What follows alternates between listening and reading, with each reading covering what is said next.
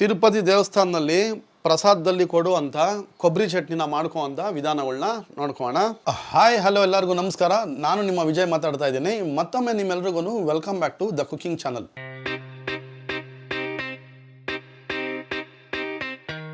ಅದಕ್ಕೆ ಬೇಕಾಗಿರುವಂಥ ಇಂಗ್ರೀಡಿಯೆಂಟ್ಸ್ಗಳನ್ನ ನೋಡಿಕೊಂಡು ಆಮೇಲೆ ಅದನ್ನು ಮಾಡುವಂಥ ವಿಧಾನಗಳನ್ನ ನೋಡ್ಕೋಣ ಬನ್ನಿ. 100 ಗ್ರಾಮ್ ಅಷ್ಟು ಕೊಬ್ಬರಿನ ಈ ರೀತಿ ಸಣ್ಣದಾಗೆ ಕಟ್ ಮಾಡಿ ಇಟ್ಕೊಂಡಿರುವಂಥದ್ದು, 250 ml ಅಷ್ಟು ಅಡುಗೆ ಎಣ್ಣೆ, ಅರ್ಧ ಟೀ ಸ್ಪೂನು ಜೀರಿಗೆ, ಅರ್ಧ ಟೀ ಸ್ಪೂನು ಅರಿಶಿನ ಪೌಡ್ರು, 1/4 ಟೀ ಸ್ಪೂನ್ ಅಷ್ಟು ಸಾಸಿವೆ, ಕರಿಬೇವು 1 ಕಡ್ಡಿ, 1 ಟೀ ಸ್ಪೂನ್ ಅಷ್ಟು ಕಡಲೆಬೇಳೆ, 10 ಮೆಣಸಿನಕಾಯಿ ಒಣಗಿದ್ದು, 1 ಟೀ ಸ್ಪೂನ್ ಅಷ್ಟು ಉಪ್ಪು, 1 ನಿಂಬೆಹಣ್ಣು ಗಾತ್ರದ ಹುಣಸೆಹಣ್ಣಿನ ಹುಳಿ, ಅರ್ಧ ಟೀ ಸ್ಪೂನ್ ಅಷ್ಟು ಇಂಗು, ಒಂದೇ ಒಂದು ಒಣಗಿದ ಮೆಣಸಿನಕಾಯಿ. ಕೇವಲ ಇಷ್ಟೇ ಪದಾರ್ಥಗಳನ್ನ ಬಳಸ್ಕೊಂಡು ತಿರುಪತಿ ಪ್ರಸಾದಂ ಶೈಲಿಯ ಕೋಕೋನಟ್ ಚಟ್ನಿನ ಹೇಗೆ ಮಾಡ್ಕೊಬೇಕು ಅನ್ನೋದನ್ನ ನೋಡ್ಕೋಣ. ಸ್ಟವ್ ಹಚ್ಕೊಂಡಿದ್ದೀನಿ. ಸ್ಟವ್ ಮೇಲೆ ಒಂದು ಕಬ್ಬಿಣದ ಕಡಾಯಿ ಇಟ್ಕೊಂಡಿದ್ದೀನಿ. ಯಾವುದೇ ಪದಾರ್ಥಗಳು ಮಾಡ್ಕೊಬೇಕಾದ್ರೂ ಕಬ್ಬಿಣದ ಕಡಾಯಿಗಳನ್ನ ಉಪಯೋಗಿಸ್ಕೊಳ್ಳಿ. ಕಬ್ಬಿಣದ ಕಡಾಯಿನ ಈಗ ನಾವು ಕೂಡ ರೀಸನಬಲ್ ರೇಟ್ ನಲ್ಲಿ ಮತ್ತೆ ಒನ್ ಆಫ್ ಹೈ ಕ್ವಾಲಿಟಿಯಲ್ಲಿ ಸೇಲ್ ಮಾಡ್ತಾ ಇದೀವಿ. ನಿಮ್ಗೆ ಯಾರಿಗಾದ್ರೂ ಏನಾದ್ರು ಈ ತರ ಕಬ್ಬಿಣದ ಕಡಾಯಿ ಬೇಕಾದ್ರೆ ನಾನು ಡಿಸ್ಕ್ರಿಪ್ಷನ್ ಅಲ್ಲಿ ಕಂಪ್ಲೀಟ್ ಆಗಿ ನನ್ನ ನಂಬರ್ ಕೊಟ್ಟಿರ್ತೀನಿ. ನೀವು DM ಮಾಡಬಹುದು. ನಾನು ಕಂಪ್ಲೀಟ್ ಪ್ರಾಡಕ್ಟ್ ಲಿಸ್ಟ್ ನ ನಿಮ್ಗೆ ಕಳಿಸ್ಕೊಡುವಂತದ್ದು.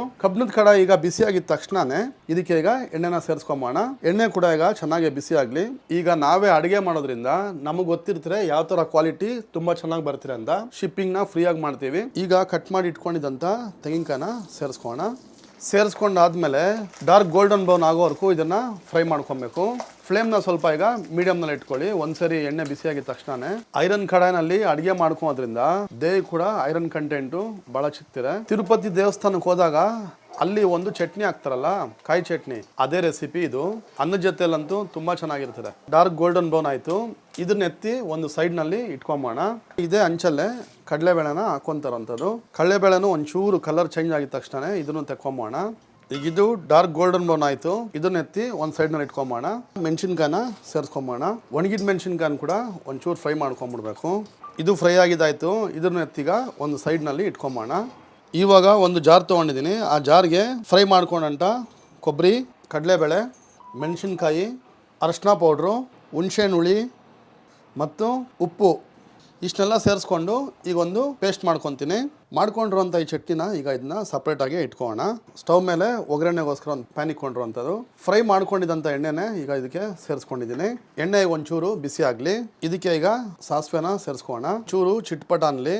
ಜೀರಿಗೆನ ಕೂಡ ಸೇರಿಸ್ಕೊಂಬೋಣ.